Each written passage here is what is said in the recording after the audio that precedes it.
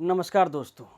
आज मैं एक ऐसे केस के बारे में बताने जा रहा हूं जो वक्त के साथ और उलझते जा रहा है, जिसका जवाब इंसाफ और सत्य के लिए मिलना जरूरी है। जब कलकत्ता रेप मर्डर के पोस्टमार्टम रिपोर्ट सामने आया तो इसमें ऐसे ऐसे खुलासे हुए जो आपको रूह कँपा देगा। किसी को यकीन नहीं होता कि बर्बरता की इतनी हदें भी पार किया जा सकता है। इस घटना को अंजाम देने वाले राक्षसों के साथ क्या होगा जिसने मानवता को शर्मसार कर दिया। जी हाँ दोस्तों, ये घटना आरजी कर मेडिकल कॉलेज एंड हॉस्पिटल की है, जहां एक ट्रेनी डॉक्टर को हॉस्पिटल के सेमिनार हॉल में बहुत ही बेरहमी से हत्या कर दी जाती है। ये घटना 8-9 अगस्त के रात की है। मीडिया रिपोर्ट से पता चला कि 7 लोगों ने मिलकर घटना को अंजाम दिया। 4 पेज की पोस्टमार्टम रिपोर्ट में बताया गया है कि आरोपी ने ट्रेनी डॉक्टर का बुरी तरह शोषण किया था। उसके बाद प्राइवेट पार्ट पर गहरा घाव पाया गया। आरोपी ने डॉक्टर की चीख दबाने के लिए उनकी नाक, मुंह और गले को लगातार दबाया। गला घोटने से थायराइड कार्टिलेज टूट गया। डॉक्टर के सिर को दीवार से सटा दिया गया था जिससे वह चिल्ला न सके।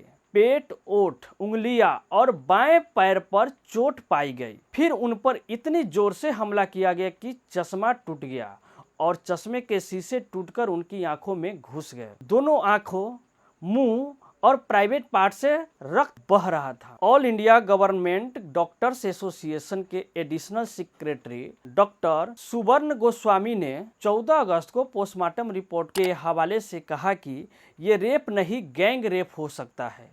उन्होंने बताया कि ट्रेनी डॉक्टर के प्राइवेट पार्ट से 151 mg सीमन मिला है। इतनी ज़्यादा मात्रा किसी एक शख्स की नहीं हो सकती है। इस बात की पूरी संभावना है कि रेप में एक से ज़्यादा लोग शामिल हो सकते हैं। जब इस घटना के बारे में लोगों को पता चला तो पूरे सोशल मीडिया पर इसके दोषियों पर कार्रवाई करने की मांग तेज हो गई तथा पश्चिम बंगाल के मुख्यमंत्री ममता बनर्जी और विपक्ष के नेता एवं देश भर के डॉक्टर सब न्याय के लिए सड़क पर आ गए। लेकिन टीएमसी के हजारों कार्यकर्ता ने घटना स्थल पर कॉलेज में घुसकर उसके सबूत मिटाने की कोशिश किया। आरजी कर मेडिकल कॉलेज एंड हॉस्पिटल के प्रिंसिपल संदीप घोष ने जूनियर डॉक्टर्स एवं छात्रों के 3 दिनों के हड़ताल के बाद इस्तीफा दे दिया। उनके ऊपर भी सबूत मिटाने का आरोप है। इस घटना के मुख्य आरोपी संजय राय है, जिसने अपना गुनाह कबूल किया है। पुलिस के मुताबिक ट्रेनी डॉक्टर की बॉडी 9 अगस्त की सुबह हॉस्पिटल के सेमिनार हॉल में मिली। क्राइम सीन पर एक ब्लूटूथ भी मिला। सीसीटीवी फुटेज में संजय राय 9 अगस्त को सुबह 4 बजे सेमिनार हॉल में अंदर जाते दिखाई दिया। इस दौरान वह कान में ईयरफोन लगाया हुआ था। कुछ देर बाद जब वह हॉल से बाहर निकला तो उसके पास ईयरफोन नहीं था। जब पुलिस ने ईयरफोन को सभी संदिग्धों के फोन से कनेक्ट करने की कोशिश की तो यह संजय रॉय के फोन से कनेक्ट हो गया। पूछताछ के दौरान संजय ने रेप और मर्डर की बात को कबूला। संजय ने हॉस्पिटल में पुलिस के मदद के लिए सिविक वॉलंटियर के तौर पर काम करता था। उसका हॉस्पिटल में ज्यादातर डिपार्टमेंट में आना जाना लगा रहता था। इंडिया टुडे खबर के मुताबिक ट्रेनी डॉक्टर की हत्या करने वाले आरोपी संजय रॉय ने 4 शादियां की थी। संजय के गलत बर्ताव के कारण 3 पत्नियां उसे छोड़कर चली गई। चौथी पत्नी के कैंसर के कारण पिछले साल मौत हो चुकी है। पुलिस ने उसका मोबाइल फोन जब्त कर लिया है, जो उसे आपराधिक होने का और पुख्ता सबूत है।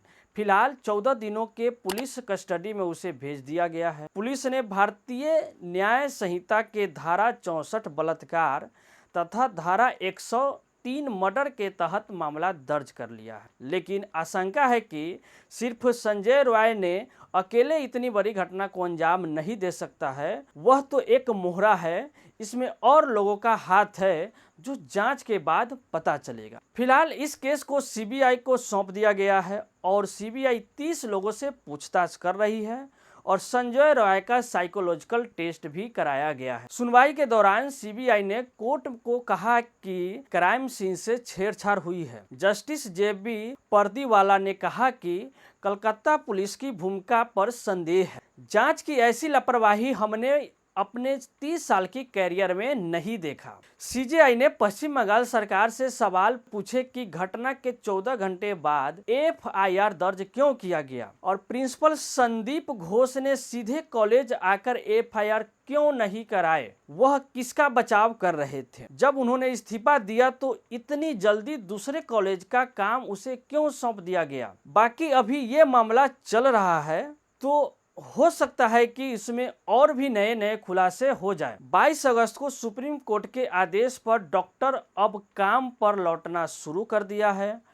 अगली सुनवाई 5 सितंबर को होगी, लेकिन सवाल यह है कि इन धाराओं के तहत उन दोषियों को सजा कब तक मिलेगा, क्योंकि नेशनल जुडिशियल डेटा ग्रिड के अनुसार हमारे देश में 4 करोड़ 44 लाख मामला पेंडिंग है, जिसमें से 36 लाख तो केवल महिलाओं का केस है। तो अब सवाल यह है कि आखिर केस इतना पेंडिंग क्यों है। तो इसका कुछ प्रमुख कारण सामने आया है। पहला कारण यह है कि पुलिस ने इन मामलों का चार्जशीट दायर ही नहीं किया, बार बार जांच का समय बढ़ाने की मांग करती रही। चार्जशीट का अर्थ है आरोप पत्र, जिसके आधार पर अदालत आरोपी के खिलाफ आरोप तय करती है या फिर आरोप निरस्त करती है। चार्जशीट तो दायर की, लेकिन दस्तावेज कोर्ट नहीं पहुंचाता है। चार्जशीट दायर होने के बाद निचली अदालत बार बार लंबी तारीख दे रही है और जिससे आरोप तय होने में ही कई वर्ष लग जाते हैं। महत्वपूर्ण गवाहों को पुलिस पेश ही नहीं कर पा रही है। निचले कोर्ट की कार्रवाई पर स्टे लगा देते हैं। इससे आरोपी जमानत लेकर के फरार हो जाते हैं। कभी सरकारी तो कभी प्राइवेट वकील पेश नहीं हो पाता है।